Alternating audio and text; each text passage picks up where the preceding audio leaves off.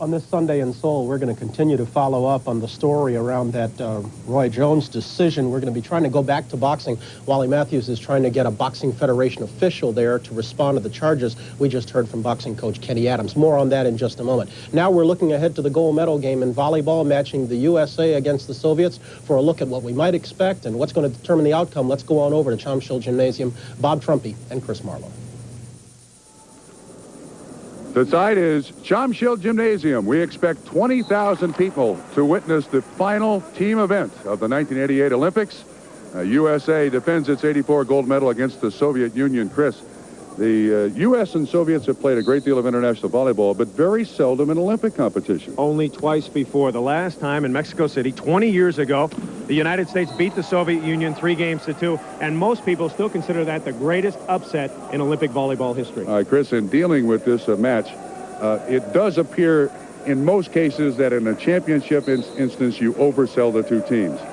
Does the volleyball community believe that these are the two best men's teams in the world? The two best. Consider this. In the last 11 years, the United States and the Soviet Union have won every single major championship that volleyball has to offer. So these are clearly the two finest volleyball teams in the world. Let's deal with the teams. First of all, the U.S. Is there one guy that in championship matches they always seem to go to? Steve Timmons. He is the best hitter on the United States team. The thing that sets him apart is his ability to attack out of the back row. Here's the 3-meter line right here. The front row players for the United States, the setter and the two hitters. The United States utilizes Timmons right here to hit from behind the 3-meter line. He will get a set from Jeff Stork, and then he will proceed to bomb the ball down the line. And he will take off right here behind the 3-meter line, a tremendous athletic feat. This is the play the Soviets have to stop. They have to get two of their blockers out on the line and block Timmons. Block Timmons' line, and the Soviets have a chance. Timmons, the most valuable player of the 1984 tournament. Now let's turn to the Soviets. Who should we watch for the Soviets? Alexander Sorokilat. He is their best all-around player. Not only does he hit and block like most of the Soviets, but he's very gifted on defense. Very agile, very quick. Watch him here. Go outside to get the play and keep the ball in play. Now he's going to execute. He'll come off the net, a very difficult maneuver. It's called the pancake. Left hand, he uses his hand as the spatula. The ball pops up. The Soviets keep it alive. He is great. And to hitting for the Soviets, who do we like? Well, Yaroslav Antonov, he is the key player for the Soviets, I think. He is their best hitter. You get an idea of the power. He has a Sandy Koufax type arm swing. He gets up and whips it. And if he can get 30, 40, 50 kills, when he's on his game, he is the best power hitter in the world. The Soviets have a chance. Hold your breath. First time the U.S. and the Soviets meet in a gold medal match in volleyball.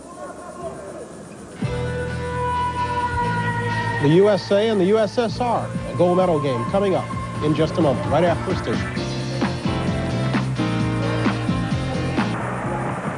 20,000 people pack Chomshil Gymnasium as the U.S. men and the Soviet men play for the gold medal in Olympic volleyball. Both teams warming up. Interesting to note that a country has defended its gold medal in men's volleyball just once. The Soviet Union won back-to-back golds in '64 and '68. Marv Dunphy. Gary Sato sitting there. Head coach of the Soviets, Gennady Parchin. The U.S. has been the most dominant men's volleyball team since winning the gold in '84. They are the defending gold medal winner. Greg Buck came out slow in the warm-up. Chris, what do you know about anything if there's an injury with Greg Buck? He's had some problems with his foot, and I was told a couple of days ago that he did have his instep injected before the Argentina match. He's had problems either with bone spurs or a muscle problem down there. He came out very late, which would indicate to me that he's had some kind of treatment on it in the locker room. He wanted to come out as late as possible, and this could really hurt the United States. If he cannot go full speed, I would seriously doubt the chances against the Soviet Union for the United States. Buck is one of 4 U.S. men who played for that Olympic gold in 1984. He, along with Steve Timmons, Karch Karai, and Dave Saunders, our #1 referee, Mr. Sasaka of Japan. Mr. Hassan is the second referee. Good, bad, indifferent. I think the head official picked about the 2 most neutral referees he could find for this one. This is a big international match, and those 2 are very qualified, very neutral, and I think they'll do a fine job. There's Captain Karch Karai. In 1984, he was the youngest member of the gold medal winning team in '84. He now is their unquestioned leader. His nickname on the team, the Computer. Father on the left with the American flag. Mom on the right Dad and son began playing volleyball on the beach when Karch was about 6. You know, one thing about Karch that a lot of people don't know, he was offered a big contract after 1984 to go and play in Italy for $150,000. He chose to stay in the United States and continue on with the Olympic team. And this is really the culmination of his dream to try to win the gold medal for the second time. 4 years this team has waited to defend its gold medal. Karch Kiraly, one of the most interesting athletes you may find in the world. A biochemistry and pre-med major at UCLA with a 3.55 grade point average. He is the inspirational leader. Marv Dunphy, the pregame speech.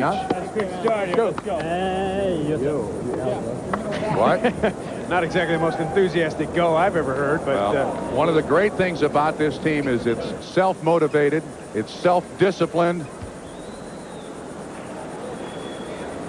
The program set up by Doug Beal prior to Marv Dunphy taking over stays pretty much in place as you look at the starters, and Buck is in there. Stork was the turning point for the U.S. men. Down 2 games to Argentina. He was inserted, score tied 4-4 in a match that took 2 hours and 37 minutes. The U.S. came back to win in 5. There's the Soviets. Kuznetsov, Vilde, Losef, the setter. Sapega will start, which is a mild surprise. Sorokolet is the captain, and Antonov the big left-handed hitter. The 2 most powerful teams in men's volleyball in the last 11 years. They played 9 times this year. The Soviets have won 2. But interestingly, the last 2 matches the Soviets played with the United States before this tournament, the Soviets won. They did it in 5 games. And I really think if the Soviets have a chance, they have to come out and win game 1. For those of you very familiar with the U.S. volleyball team, rather interesting situation here. Generally, Jeff Stork starts the serve. Craig Buck is back to serve. He was at one time considered the best float server in the world. We're about to begin. The aisles are filled. 20,000 watch as the U.S. and the Soviets play for the gold, and Craig Buck serves it long. Soviets have the ball. How important is game 1 to either or both teams, Chris? Very, very important, especially for the Soviets. Let me just expand on that very quickly. When the Soviets have done well against the United States, it's been because they have won the first couple of games. When the United States wins game 1, they usually roll 3-0 or 3-1. But when the Soviets win the first couple of games, they have a better than 50-50 chance of winning. That was Kuznetsov with the kill. We've traded side outs. And now Kuznetsov serves. 6'6", he's 22. Married, lives in Moscow. Stabertlik, oh, bad. Kiraly gets it to the net. Timmons right back at him. First point of the match goes to the Soviets. There's one key on Bob Stabertlik. He told me if he passes well, he plays well. Number 4 in blue. If he doesn't pass well, it affects him with his hitting. Kiraly, cross court. Stork, Kiraly again. Off the hands. He hits it off the hands, the little hands of Losef, the setter. And that is a terrible matchup for the Soviet Union. Kiraly going against Losef. Losef, a very small blocker, and I think Marv Dunphy has rotated around, so Kiraly will be on Losef. Timmons serves, most valuable player of the '84 tournament. Left-hander. Antonov hits it on the trademark. He was named the best spiker in the world in 1985 at the World Cup. You can see why. He has a tremendous swing. Very, very good. Vilde serves. Soviets lead 1-0. Game 1 gold medal match. Kept alive and over. Free ball now for the U.S. Stork sets. Partey down the line in. U.S. gets the ball. Jeff Stork, the setter. Craig Buck, the middle blocker, number 7. Doug Partey serves. Quick set. Dug by Stabertlik. Kiraly.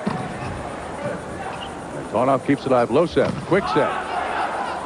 Joust at the net. Kept alive. Still legal.